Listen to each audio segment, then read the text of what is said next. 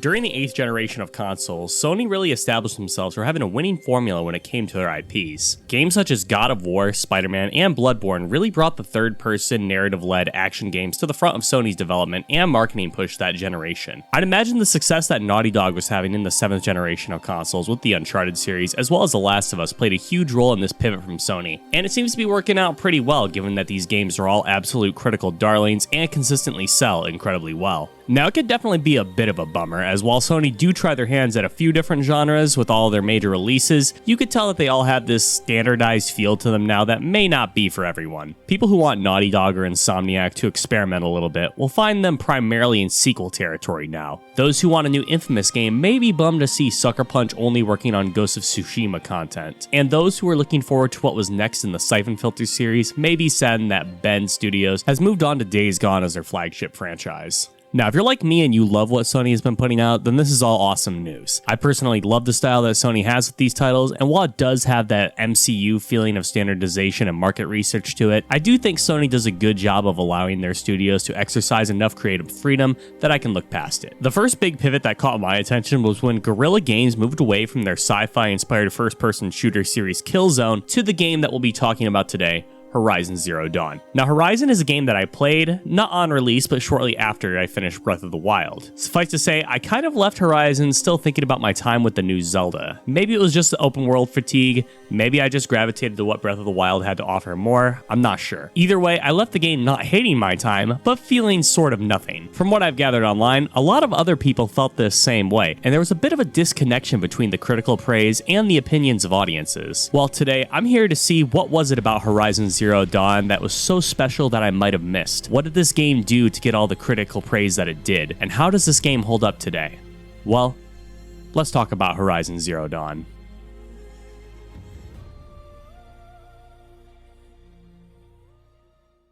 Development for Horizon Zero Dawn began in 2011, shortly after the release of Killzone 3. Developers Guerrilla Games initially had over 40 different concepts to choose from, with Horizon being seen as the most risky. The story saw nearly 20 different concepts, but for the most part was kept relatively the same structure-wise, as well as the concept of Aloy being the main character. Once Killzone Shadowfall was released in 2013, all hands were on deck to finalize the development for Horizon Zero Dawn.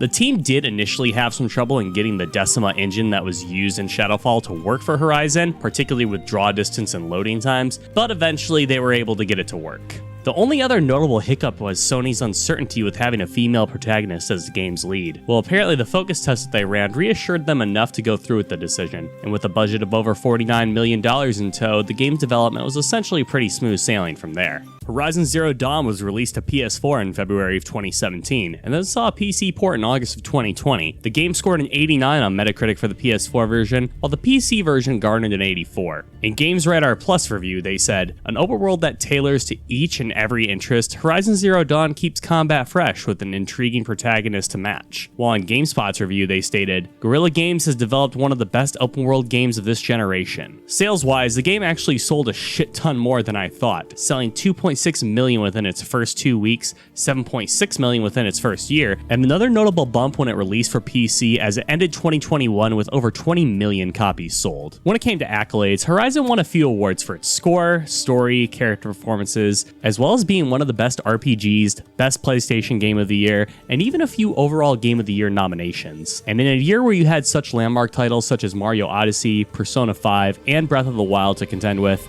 there's no shame in coming up a little short. So Horizon Zero Dawn is a game that I initially had a very neutral opinion on. When I first played the game years ago, I thought it was fine, and I moved on. After revisiting it, I see a lot of the stuff that I had taken for granted so long ago. I played the PC release of Horizon Zero Dawn, and what I found was an absolutely breathtaking visual marvel that still stands out as one of the best graphical achievements that the industry has to offer. I found the story an incredibly engaging sci-fi world, with some excellent lore to sink my teeth into, and a few strong characters that I could connect with. I found a combat system that proved a perfect foil to the absolute best in show when it came to enemy encounter design. Horizon Zero Dawn is a great experience, no doubt, but what I also found was some technical trappings, open world monotony, and several ideas that seemed a little underbaked. What Horizon does well, it does exceptionally well. However, there are a number of things in this game that I could see need some improvements. Essentially what I'm trying to say is, Horizon Zero Dawn is a fantastic game that is held back slightly by a few notable aspects.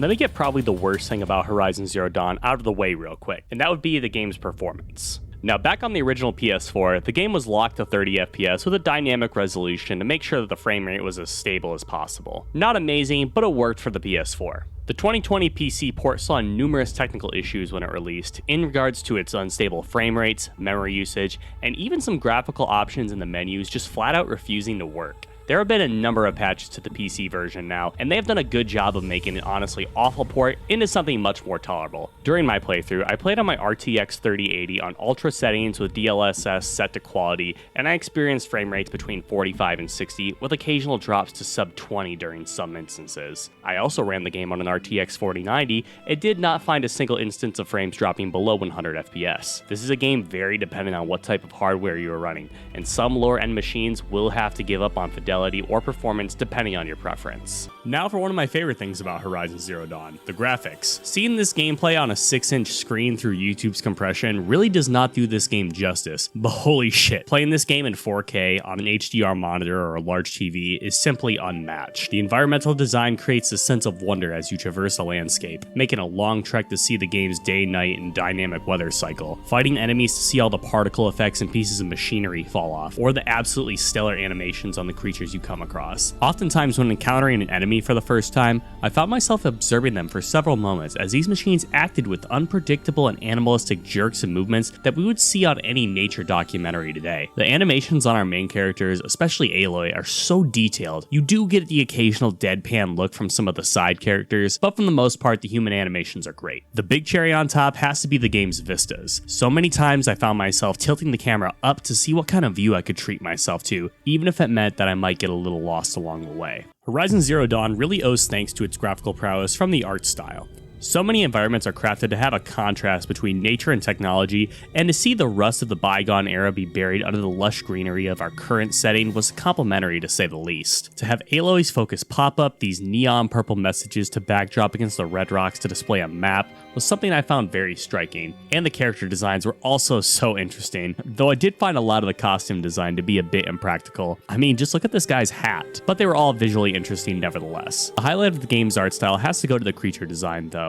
I mean, just look at these things and how intricate they are. Both familiar and alien in nature, it's a ton of fun to see what Guerrilla came up with to play on these animals. Like having the hermit crab shell walker enemies carry cargo containers on their backs, or how about the spotlights on the raptor-like watchers, or all the fuel canisters poking out of the back on grazers. It's also visually enticing. The audio design is another area of the game that I think does a really great job. I do think the options for audio are a little limited in regards to player choice, but everything else is honestly quite stellar. Hearing the crackling of a fire, or the bustling of a busy market street, or the falling of rocks as you slide down a hill really add a lot to the spatial audio in the environment. Plus the sound effects of Aloy drawing her bowstring, or the mechanical rattles of when an enemy is about to attack really add to the player feedback in combat situations. There are a few instances where an NPC's audio felt like it was coming from right next to me, even though it was on a mountain very far away, but that was rare. The music gives a great juxtaposition between the tribal drums and strings to the industrial style synths that gives the game a really unique sense of identity. The voice acting is also great. I'll kill myself! I'll kill myself before I hurt her! For the most part. The side characters and villains are decent, but man, Aloy and Sylens are just phenomenal. Ashley Birch and the late Lance Reddick put on a stellar performance that really elevates the rest of the cast around them to help make Horizon Zero Dawn an incredibly artistic experience.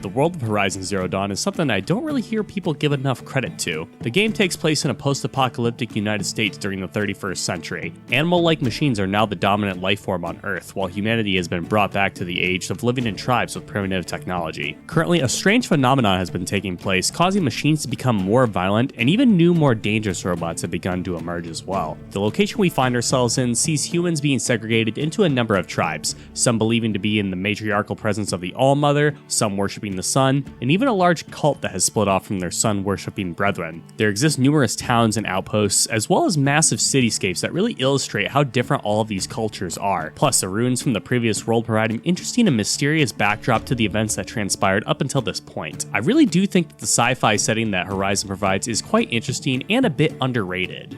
From the character side of things, I think Horizon Zero Dawn does a decent job for the most part, but only really has a few notable standouts. We have Aloy as our lead, and she is most certainly likable. Smart, compassionate, and never afraid to be a little aggressive. I think she has some great range, but can occasionally come off as a bit of a Mary Sue at times. Silence, man, I really think he's awesome. He acts as a perfect opposite to Aloy with his logical ends to justify the means sort of thinking, and he often leaves us with more question than answers. There are some other notable side characters that I like too, such as Rost or Elizabeth Sobek, but the rest of the cast is a little forgettable. From the villain side of things, we have two to look at.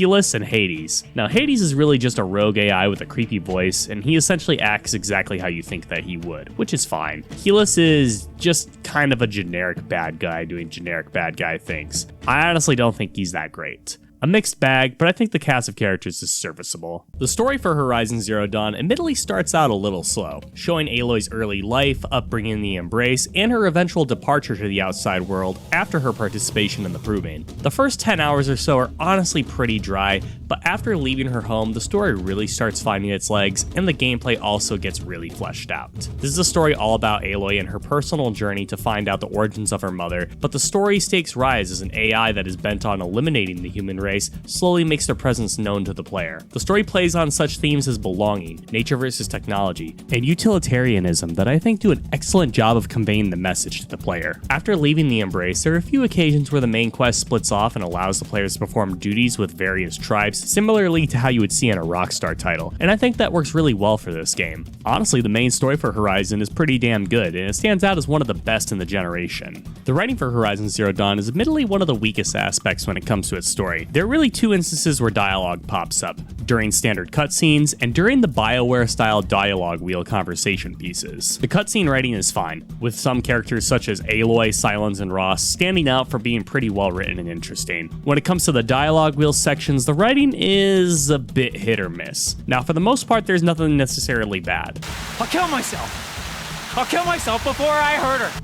Yeah, I'm not a fan of that line. Actually, most of the side quest dialogue is pretty mediocre. Nothing really special at best, downright annoying at worst. The most interesting thing about the dialogue wheel is that occasionally Aloy can choose to either say something that aligns with her compassionate, logical, or aggressive side to her personality. These aren't gigantic story-bending changes by any means, but they do add a little bit of flavor to Aloy's character and can occasionally be referenced later on down the road, which I do think is a bit of a nice touch. Perhaps my favorite thing when it comes to the world of Horizon Zero Dawn has to be the copious amount of lore available to the player for them to learn. There are audio logs, text files, and even vantage points that allow Aloy to look back into the bygone era. The thing that is in the player's view at all times is the breadcrumb trail of events that lead to the world that we find ourselves in today. We hear about the events of rapidly worsening climate change, a massive influx of American immigration to China to find work, but none more interesting and relevant to the story than Project Zero Dawn and Operation Enduring Victory. The former being humanity's plan to rebuild itself through a collective AI long after the machines have gone dormant,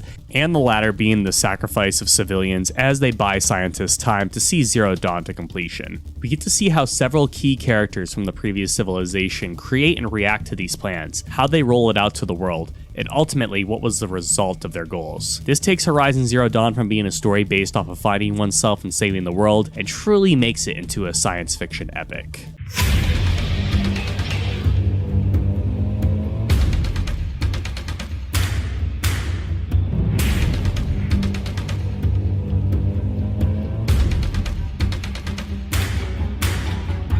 The crown jewel of Horizon Zero Dawn's gameplay is its combat system. This is the real meat and potatoes of your gameplay loop in Horizon, and I believe the game does an excellent job in providing variety, difficulty, and player options to this part of the experience. It isn't perfect by any means. In fact, let me get the worst part out of the way right now. The melee combat sucks. Not to the point where you won't use it. I still have used the shit out of the heavy attacks to stun enemies and the critical strikes when they were down, but it's pretty much the extent of what Aloy's usage of her spear is. Everything else is ranged combat, which is honestly quite stellar. Couple that with the skill trees, weapon variety, stealth, and overriding enemy options, plus all the intricacies within the enemy design, and you have a very satisfying concoction of moving parts that all harmonize with each other beautifully. I will go out on a limb here and say that I believe that Horizon Zero Dawn very well might have one of the best combat systems out of any open world action RPG. Horizon is an RPG in a very loose sense of the word. Every time Aloy completes a quest or kills an enemy, she gains experience points. When she levels up, she will always get 10 additional HP,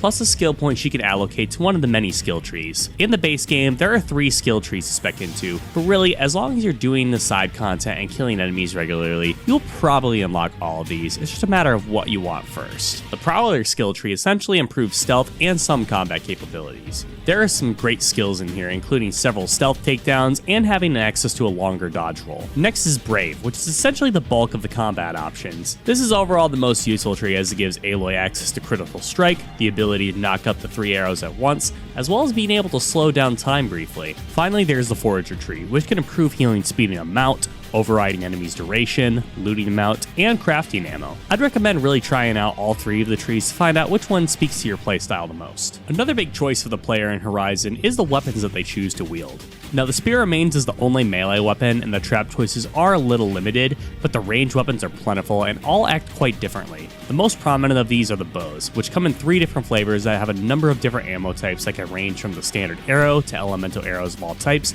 to even a non-damaging blast to remove enemy armor. The bows will probably be your main weapon for this game. Next are the 2 trap weapons, the Rope Caster and the Trip Caster. The Rope Caster lets you pin down enemies so that they can't move, while the Trip Caster lets you place down wires to damage enemies that move through a particular area. Next are the slings. These come in 2 main varieties, elemental and explosive, and can both be some of the strongest weapons in the game. Finally, the last 2 options are the Terror Blaster and the Rattler. I didn't care much for these. They are both short range, with the former for armor removal and the latter for damage, but I found more use out of all of the other weapons. One of your big opportunities for engaging enemies is by using stealth. And if I'm being honest, it's a little bit underbaked in my opinion. Now, the stealth isn't broken by any means, just sort of limited in scope. Aloy can crouch to go into stealth mode, hide in tall grass that resembles her hair, which is a little weird, use her focus to see enemies' paths, and throw rocks to distract her foes. And that's sort of it. Eventually, Aloy can learn some skills in the skill tree to give her more options for takedowns, or sprint and fall silently, or even whistle to bring enemies closer to her, but again, that's sort of all of your options. Even those abilities may rely on the environment giving the player an opportunity to use them, which they might not always do. That, and sometimes I do think the enemy AI gets alerted a little too fast when I am seen. I don't really have too many options in order to go back into stealth after being seen, outside of just leaving the area and coming right back. It's not a deal breaker, but I definitely can see some room for improvement here. If you are able to sneak up on a machine, one of the things that you can eventually choose to do is override them. Now, you only get a limited number of robots you can hack into, but upon clearing the game's dungeon-like cauldrons, you can essentially hack into almost every single one. What happens then? Well, you've just earned yourself a new ally for a limited time, or indefinitely if you spec into the right skill tree. This can act as a great distraction to continue stealth, or to draw aggro as you snipe away from afar. For some machines, you also have the option to turn them into mounts and ride them around the open world. I admittedly didn't do this too much, mainly because I ended up stopping to loot every 2 seconds anyways, and most of the machines are a little unwieldy to control, but I appreciate the option nevertheless. The enemies of Horizon Zero Dawn are essentially drawn into 2 camps, humans and machines. Now, the human enemies operate exactly how you think they would. They'll shoot you with arrows or other weapons, are weak to headshots, pretty standard stuff. The machines, on the other hand, are all an absolute marvel to see how they interact. There are very few things cooler than dinosaurs or robots, so to see a huge variety of robotic dinosaurs is an absolute joy. You have machines that are completely docile, some that patrol areas, hunt in packs, take to the skies, protect the waters, dig underground, stalk their prey, have defensive strategies, run at the sight of danger, or even just big-ass mechs that stomp around like they own the place. Most machines are designed to mirror a long-extinct lifeform from Earth, but some are even just straight-up war machines that you'd see in a standard sci-fi movie. There are over 25 different types of machines to encounter, leaving the roster incredibly flexible and providing interesting encounters when you have multiple machines all working at once. The design for the enemies in Horizon Zero Dawn ranks up there with some of the best in any video game I've ever played. Seriously, these things are like fighting a monster in Monster Hunter, except instead of a half an hour encounter,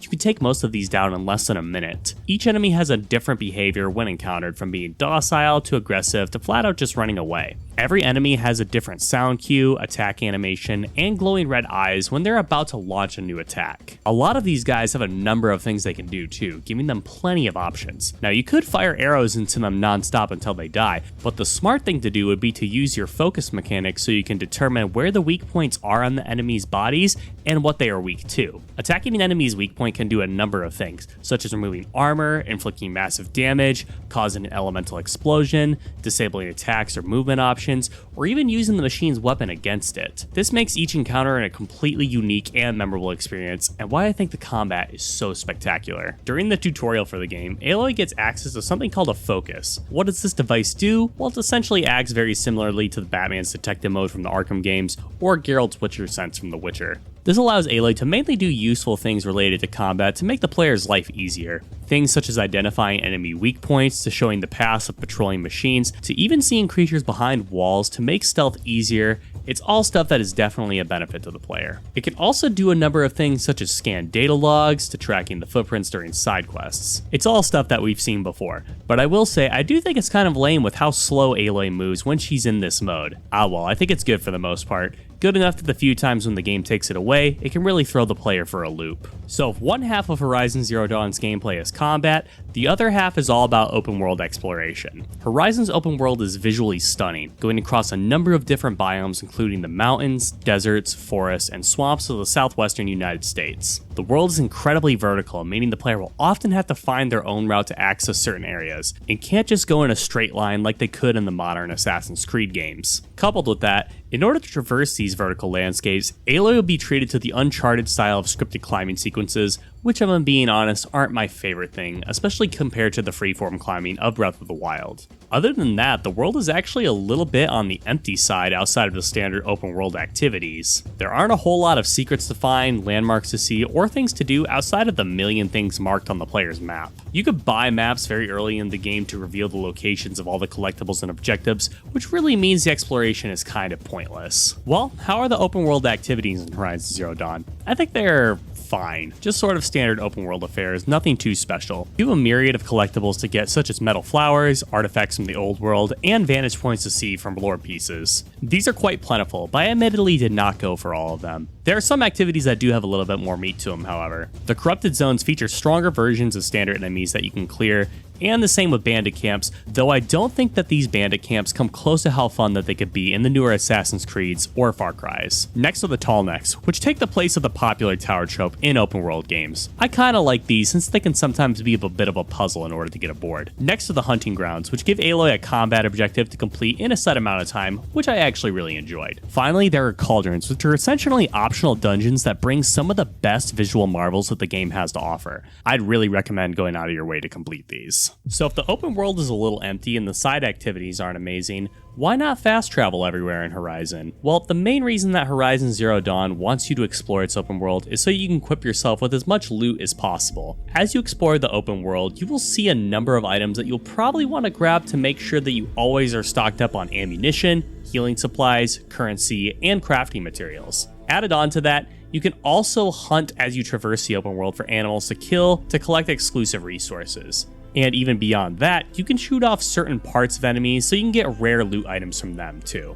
I kid you not, there are times that you will spend several minutes mashing the triangle button as you pick up every item in sight. This could be something that can determine your overall enjoyment of Horizon because of how often you will need to stop and grab something off the ground. You can't ignore it because nearly everything you need to be successful is tied into this system. It wasn't a deal breaker for me, but your mileage may vary. The main reason that you're going to want to stockpile loot in Horizon is so you can craft as many supplies as you need. Primarily, it'll be ammunition. Thankfully, Horizon allows players to craft ammunition from the weapon wheel, which slows down combat, but is not a complete pace breaker by having to go into the pause menu to do it. There are a number of other things Aloy can craft as well, including traps, potions, and most useful, increasing her inventory and ammo space for all of her weapons. Seriously, do this as soon as possible. You're going to want as much room for as much stuff as you can. Lastly, Aloy can also slot certain charms into her weapons and armor that grant her passive buffs to her stats. These are also 100% worth doing, as they can greatly improve Aloy's defenses and resistances, as well as her ability to use weapons quickly, add extra damage, or even increase the potency of elemental effects.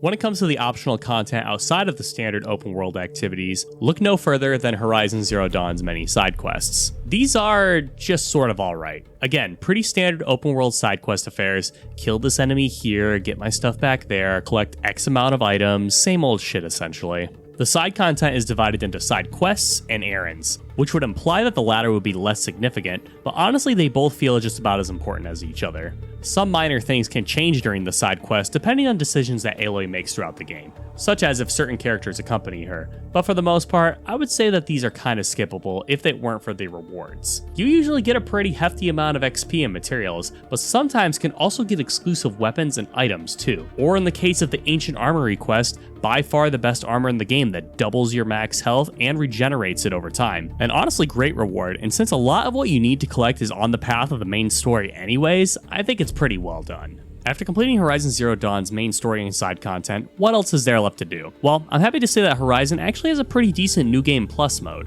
This drops the player off right after the tutorial ends, keeping all of their skills, weapons, and inventory items. There are some things that don't make the transition, such as the completion of cauldrons or hunting trials, but for the most part, everything else carries over. There are some exclusive things to earn in this mode too, including a depth version of most weapons and armor that can come equipped with extra modification slots. Also, after completing New Game Plus, Aloy can even equip cosmetic face paints and skins for her focus. These aren't game changing, but honestly, I do think they can definitely warrant a second playthrough to help make Horizon Zero Dawn feel like an even more worthwhile experience.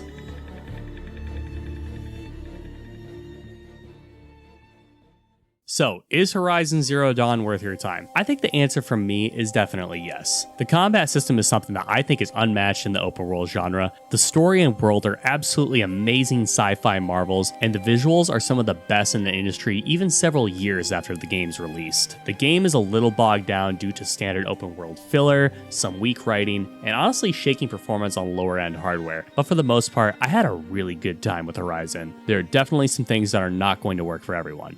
Like if you're not a fan of the open world genre, I don't think this is going to be the game that changes your mind. However, if you like this formula, I think you're in for quite a treat.